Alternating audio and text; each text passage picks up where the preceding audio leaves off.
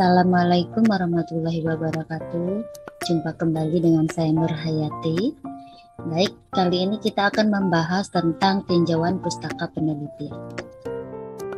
Adapun catatan pembelajaran kali ini memahami pentingnya studi literatur, kemudian memahami cara mencari literatur dan juga memahami cara membuat outline tinjauan pustaka. Nah, apa itu tinjauan pustaka? Jadi tinjauan pustaka yakni kegiatan mencari, membaca, dan juga menelaah laporan penelitian sebelumnya. Jadi kalau kita bicara tinjauan pustaka, kalau di proposal penelitian itu ada di bab 2 ya. Jadi sebagai dasar tinjauan teori ya, tinjauan teori yang ada di bab 2. Nah, mengapa tinjauan pustaka itu penting ya? Jadi ada beberapa hal yang menjadi alasan kenapa sih kita perlu melakukan tinjauan pustaka ya ketika kita membuat tinjauan teori di bab 2. Nah, yang pertama ya, menemukan topik yang sudah ada ya. Jadi bisa sebagai referensi ya, sebagai referensi apa sih sebenarnya topik-topik yang sudah ada gitu ya. Kalau dalam dunia kesehatan khususnya keperawatan ya, jadi kita bisa melihat tuh, bisa mencari tahu topik-topik apa saja sih yang sudah eksis gitu ya. Nah, misalnya dalam satu bidang ya, keperawatan medikal bedah. Nah, dalam perawatan medikal bedah, apa sih topik yang sudah pernah diteliti ya oleh penelitian sebelumnya? Gitu.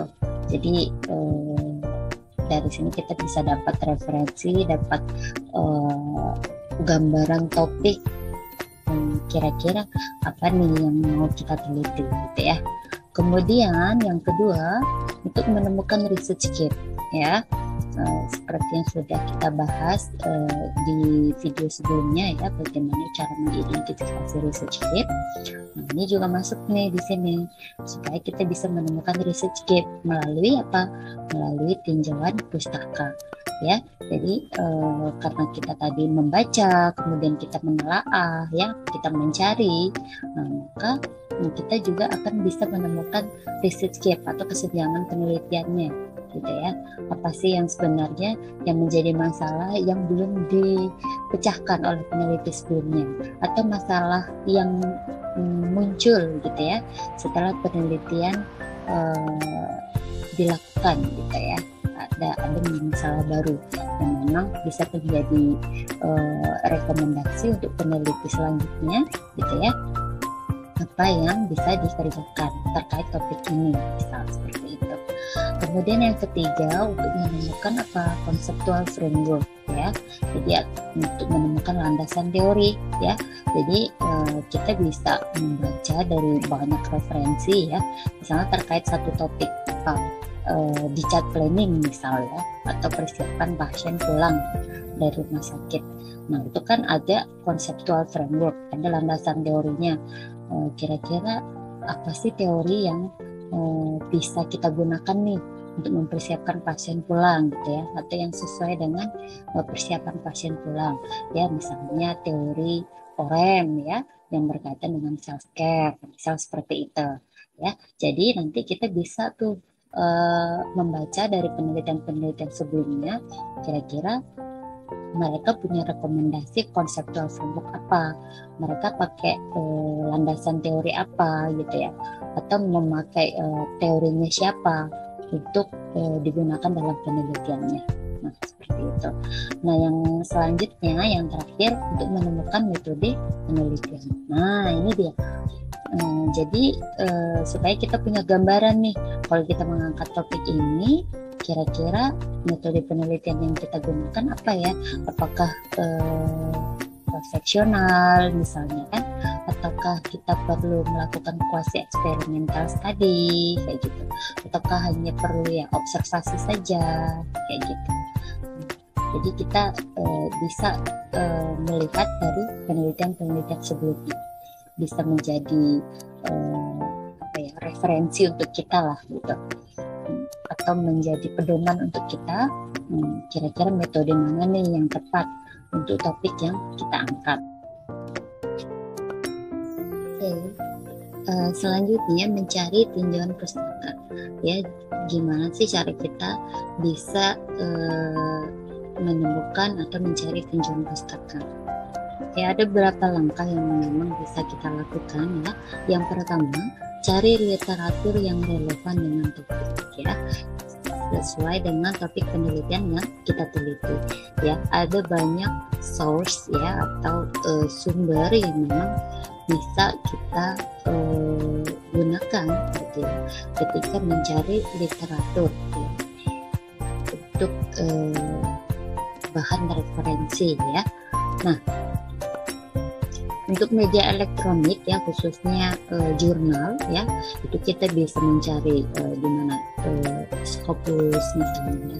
Kalau untuk kesehatan ya, bidang kesehatan itu biasanya ada juga di PubMed ya, Sinal ya, atau ProQuest ya, itu ada.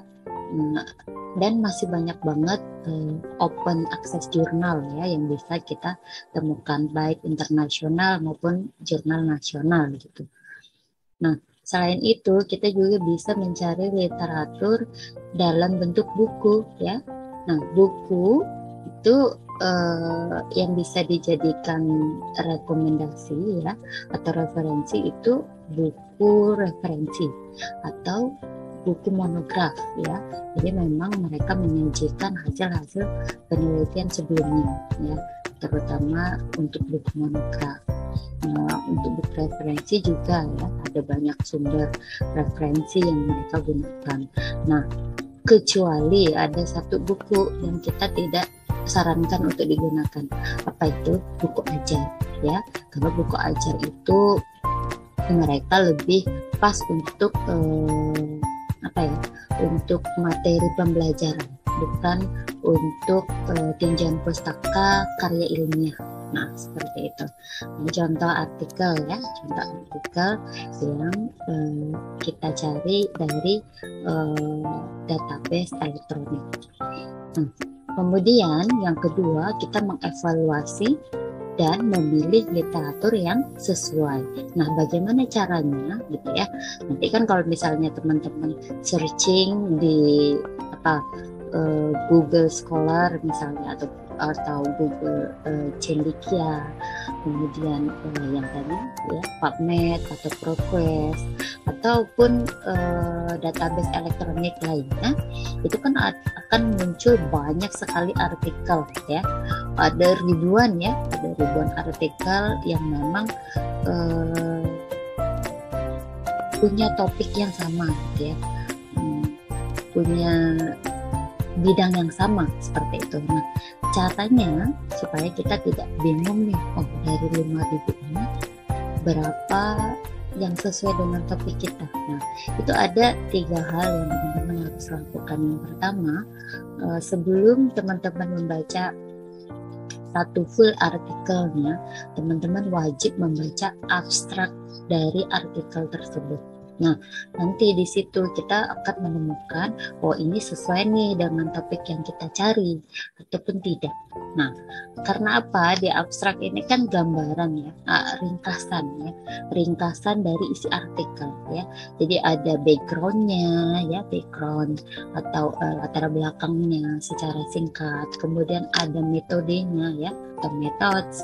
Kemudian ada results ya, atau hasil penelitiannya. Kemudian yang terakhir ada conclusion atau ada kesimpulan. Nah, dari situ kita cukup membaca abstrak dulu, abstrak sebagai screening awal. Nah, kira-kira ini cocok nggak sih dengan topik yang mau kita angkat? Kalau memang tidak cocok ya tidak usah di-download yang full artikelnya. Karena apa? Ya wasting time. Jadi kita hanya akan menghabiskan banyak waktu untuk membaca hal-hal atau artikel yang memang tidak sesuai dengan topik kita. Jadi untuk memangkas itu, kita perlu membaca abstraknya terlebih dahulu. Nah, kalau teman-teman merasa, oh ini sesuai nih dengan topik yang akan diangkat, baru di-download yang full artikelnya, full text-nya, seperti itu. Kemudian yang kedua, temukan referensi, ya. Nah, kita juga bisa menemukan referensi baru dari sebuah artikel, ya. Misal dalam satu artikel ini kan mereka di setiap artikel itu kan ada referensi yang digunakan, ya. Bisa ada 10 referensi, 15 referensi atau lebih, ya, tergantung dari artikelnya. Nah, kita bisa menemukan referensi baru dari referensi yang mereka pakai. Nah, seperti itu. Jadi kita lihat tuh, kira-kira referensi yang artikel ini pakai, ini contoh ya, ini artikel saya, Managing Acute Pain After Abdominal Surgery, Examples from Practice, ya. Jadi ini studi kasus, ya, lebih ke studi kasus ketika saya praktik di Songklan Nagarin Hospital di Thailand. Jadi ini hasilnya, bagaimana menerapkan non-farmakologi terapi, ya, terapi non-farmakologi untuk menurunkan intensitas nyeri pada pasien pos bedah abdomen. Nah, itu. Jadi di sini kan ada referensi tuh yang saya pakai. Misalnya ada berapa, ada 15 atau 20 referensi. Nah, teman-teman bisa temukan tuh dari referensi itu kira-kira ada tidak yang relevan dengan topiknya teman-teman. Nah, seperti itu caranya, mencari atau menemukan referensi baru dari sana, dari artikel yang pasti yang terbaru, ya, yang kita cari. Kemudian lihat jumlah citasi, ya, ini juga bisa menjadi patokan, ya. Jumlah citasi artinya semakin banyak citasinya berarti semakin banyak orang lain menggunakan artikel tersebut sebagai referensi, sebagai rujukan, gitu ya. Jadi itu salah satu indikatornya, ya. Semakin banyak jumlah citasinya berarti semakin banyak juga orang yang menggunakan artikel tersebut sebagai rujukan atau sebagai bahan referensi dari penelitian-penelitian mereka, seperti itu. Kemudian yang ketiga, identifikasi topik dan research gap, ya. Gimana caranya? Pertama, kita lihat dulu tren dan pola penelitiannya, ya, trennya seperti apa, ya. Apakah ini penelitian sudah jadul misalnya, apakah ini penelitian terbaru, seperti itu. Kemudian polanya juga kita lihat. Kemudian yang kedua, kita temukan topiknya, ya. Kita lihat tuh topiknya sesuai nggak dengan topiknya yang kita akan teliti. Kemudian temukan debat dan kontradiksi. Ada nggak isi atau hasil yang memang yang menjadi perdebatan gitu, atau yang berkontradiksi dari teori misalnya. Teorinya seperti ini, kok temuannya beda gitu, kok bertolak belakang, misal seperti itu. Itu kan menjadi debat dan juga kontradiksi. Nah, itu bisa menjadi research gap, ya, atau menjadi referensi untuk kita lakukan penelitian lanjutan. Nah, seperti itu. Kemudian temukan pengaruh penelitian, ya, pengaruhnya seperti apa terhadap topik tersebut. Kemudian temukan research gap, ya. Nah, bagaimana kita membuat outline tinjauan pustaka atau outline tinjauan teori, ya. Yang pertama, ada 4 hal, ya. Ada 4 komponen yang perlu kita perhatikan ketika kita membuat outline tinjauan pustaka atau tinjauan teori, ya. Yang pertama kronologi, kemudian tema, ya. Yang ketiga metodologi dan juga teori. Kita bahas satu persatu. Nah, untuk kronologi, ya, misal ketika kita mencari artikel gitu, ya, kita lihat tuh kronologi kejadiannya, ya, atau kronologi dari publikasinya, ya. Nah, ini penelitian dari penelitian tahun berapa nih? Apakah dia penelitian terlama, terdahulu, ya? Apakah ini penelitian terbaru, gitu ya? Nah, jadi nanti kita akan bisa melihat perbedaannya. Oh, dulu metode lama itu seperti ini loh. Ternyata sekarang metode terbaru bisa seperti ini. itu bisa kita temukan. Kemudian tema ya, yang kedua tema. Jadi ada yang hanya menggunakan satu tema atau beberapa tema misalnya ya, atau beberapa topik dijadikan satu, misalnya seperti itu. Ada atau hanya fokus pada satu topik saja misalnya. Atau ada topik kemudian ada subtopiknya lagi. Itu teman-teman bisa temukan.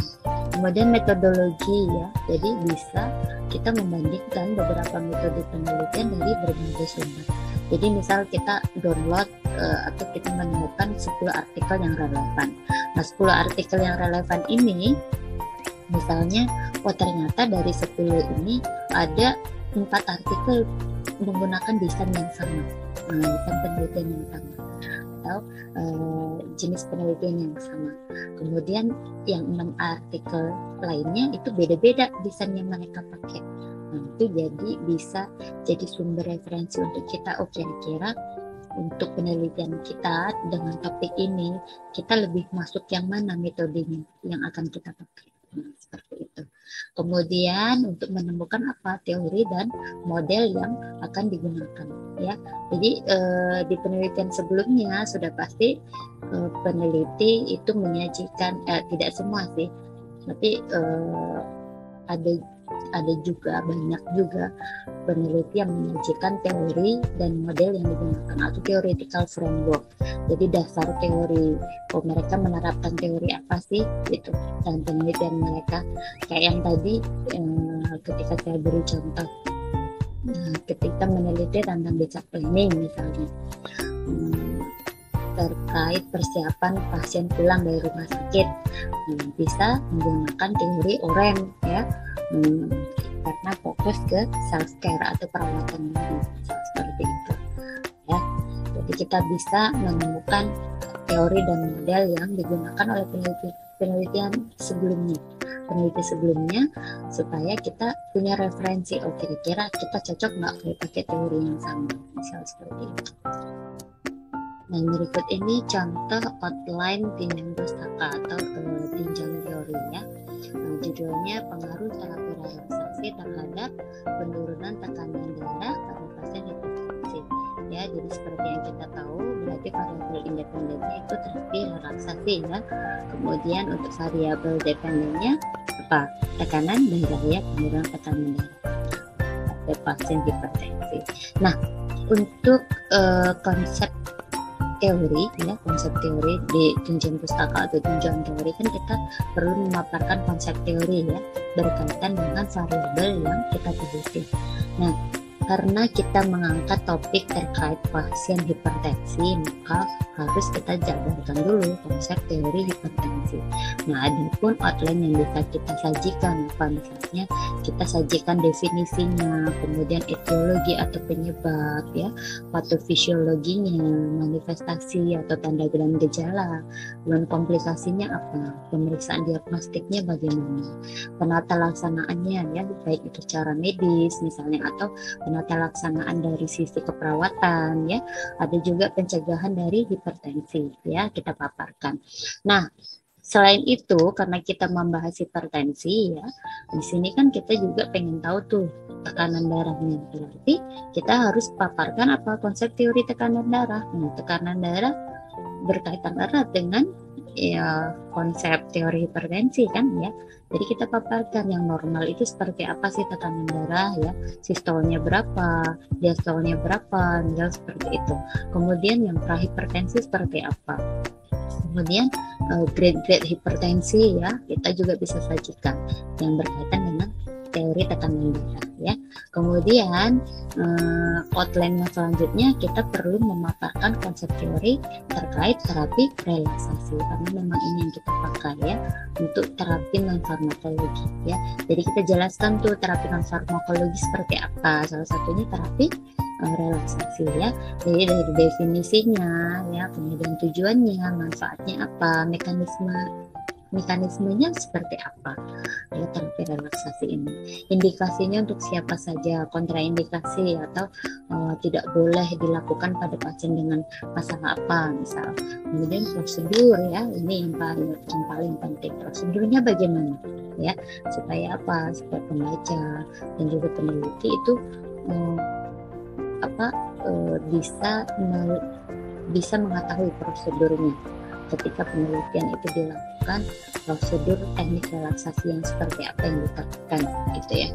Nah, setelah itu yang tidak kalah penting adalah mekanisme terapi relaksasi dalam menurunkan tekanan darah. Nah, ini harus ada. Karena apa? Karena kita mengangkat itu yang menjadi inti dari topik yang kita teliti. Kita bisa temukan dari mana? Dari penelitian sebelumnya, ya, atau dari teori, ya. Jadi kita kombinasikan secara teori mekanisme terapi relaksasi ini loh, seperti ini, sampai dia bisa menurunkan tekanan darah misalnya. Nah, kemudian kalau dari penelitian sebelumnya seperti ini mekanismenya. Nah, itu kita paparkan. Ini contoh outline. Jadi outline itu jadi kayak kerangka berpikir. Jadi nanti kita isinya, kalau kita sudah punya outline seperti ini, jadi lebih apa ya, sistematis gitu tinjauan teorinya.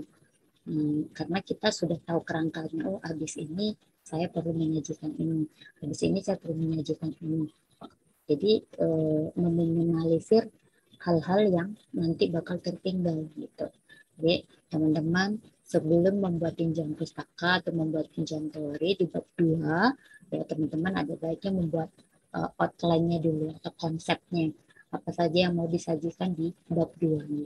Kayak gitu ya. Oke, ini referensi yang saya pakai. Cukup sekian materi tentang tinjauan pustaka kali ini. Semoga bermanfaat. Assalamualaikum warahmatullahi wabarakatuh.